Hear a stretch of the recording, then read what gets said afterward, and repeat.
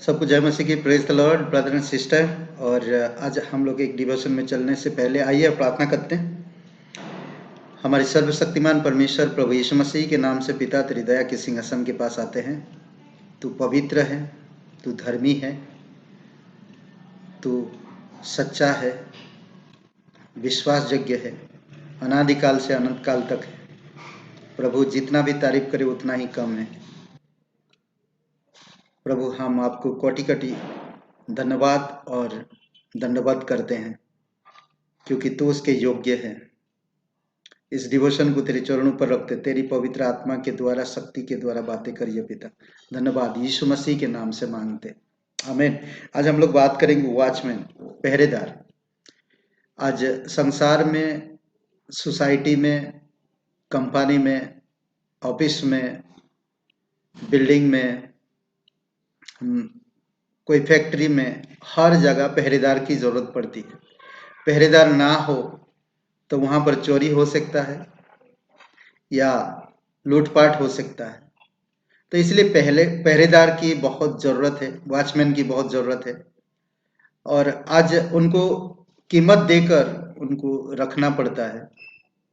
अगर कोई कंपनी, कोई बिल्डिंग में है, सोसाइटी तय करता है कि वॉचमैन रखेंगे, तो हर से एक सोसाइटी में वॉचमैन रहेंगे, पहरेदार रहता है। आज तो आप और मैं जो प्रभु यीशु मसीह पर विश्वास करके आज हम परमेश्वर के राज्य के लोग हैं, तो हमारी पहरेदार कौन करता?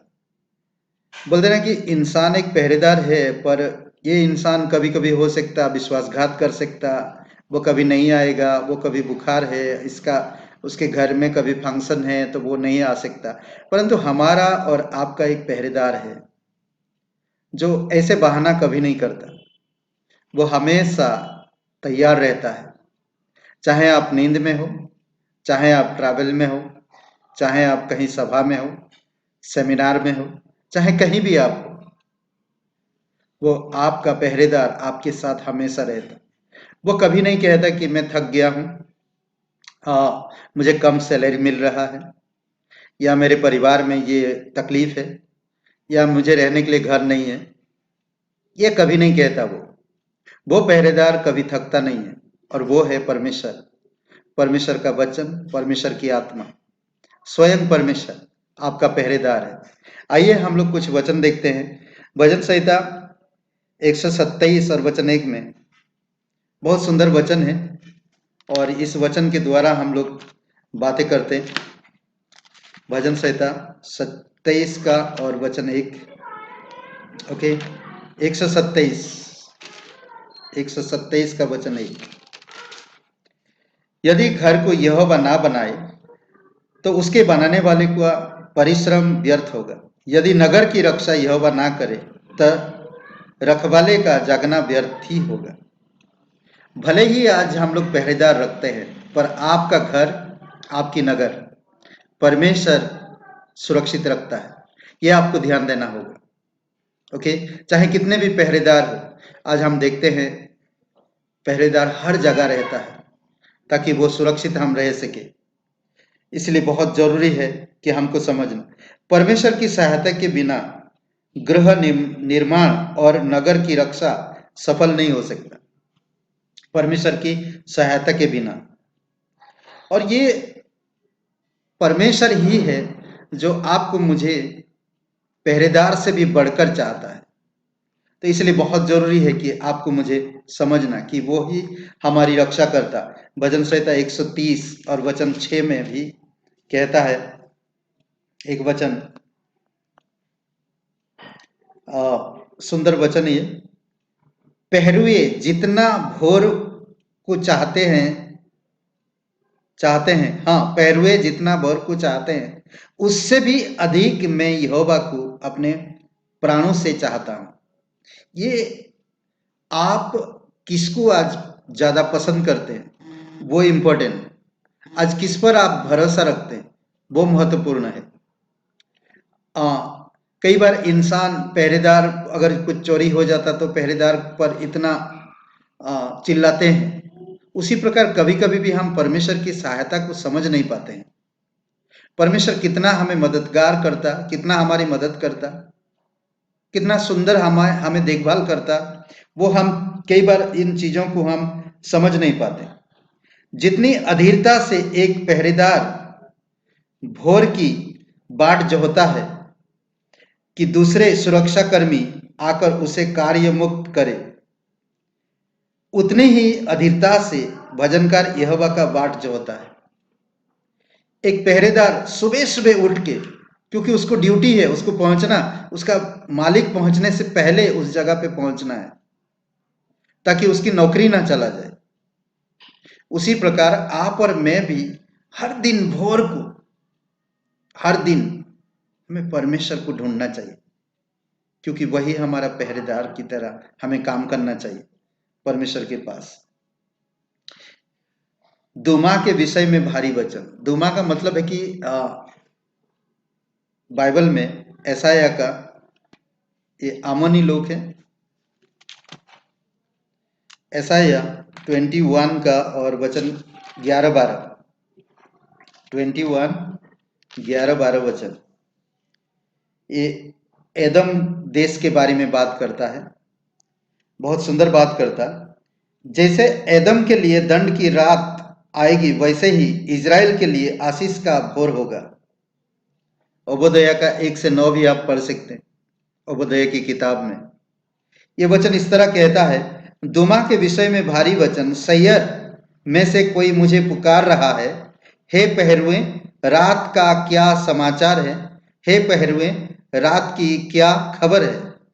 पहरुए ने कहा, भोर होते हैं और रात भी, यदि तुम पूछना चाहते हो तो पूछो, फिर लौट कर आना। तो ये पहरेदार हमेशा मेहनत करता है, रात जागता है, सुरक्षित चीजों को रखने के लिए वो हमेशा तैयार रहता है।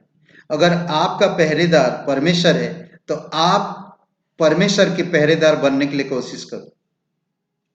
आपको परमेश्वर ने नरक से, अंधकार से छुड़ाया ताकि आप परमेश्वर के राज्य की पहरेदार कर सके, परमेश्वर की आत्मिक चीजों को पहरेदार कर सके, परमेश्वर की राज्य के पहरेदार कर सके, परमेश्वर की भवन की पहरेदार कर सके, परमेश्वर की सुसमाचार की पहरेदार कर सके। भोर को अगर वो आदम को नाश करने का या दंड देने का ठाना है तो इजराइल को आशीष देने का भी वो निर्णय किया है। तो उसी प्रकार कहते कि आपके प्रति अगर कोई बुरा कर रहा तो उसके विषय में आपको सोचने की जरूरत नहीं, परंतु आपका जो कार्य है उस कार्य को निभाने की जरूरत है और उसके अनुसार आपको करने की जरूरत है। आप हर दिन पुकारो, हे, ऐसा पुकारना, रात का सुसमाचार सुनो, दिन का सुसमाचार सुनो, भोर का सुसमाचार सुनो, यीशु का सुसमाचार सुनो। हमें पुकारते रहना, हमें बताते रहना, यशायाह का किताब में। और यिर्मयाह भी कहता है इसी प्रकार से, यिर्मयाह का 6 और वचन 17 में एक अद्भुत बात है ये, और हम लोग देखते हैं, पढ़ते हैं उस वचन को। 6 का 17 यिर्मयाह, ओके। एक वचन में कहता है इस प्रकार से, मैंने तुम्हारे लिए पहरुए बैठा कर कहा, नरसिंगे का शब्द ध्यान से सुनो, पर उन्होंने कहा हम ना सुनेंगे। उन्होंने कहा हम नहीं सुनेंगे। कई बार परमेश्वर की नरसिंगे की शब्द लोग सुन नहीं पाएंगे। परमेश्वर की जो पुकार है, परमेश्वर की जो समाचार है, परमेश्वर की जो आत्मा की समाचार है, आत्मा की पुकार है, लोग नहीं सुन पाते, वो सुनना नहीं चाहेंगे। आने वाले समय में बहुत कठिन समय होगा लोगों के लिए। सच्चाई से लोग मन फेर लेंगे और सुनेंगे नहीं। होशे एक पहरुआ था, होशे, और होशे बता रहा, होशे की किताब 9 अध्याय और वचन 7, 9 अध्याय और वचन 7 में हम लोग देखते हैं, 7-8।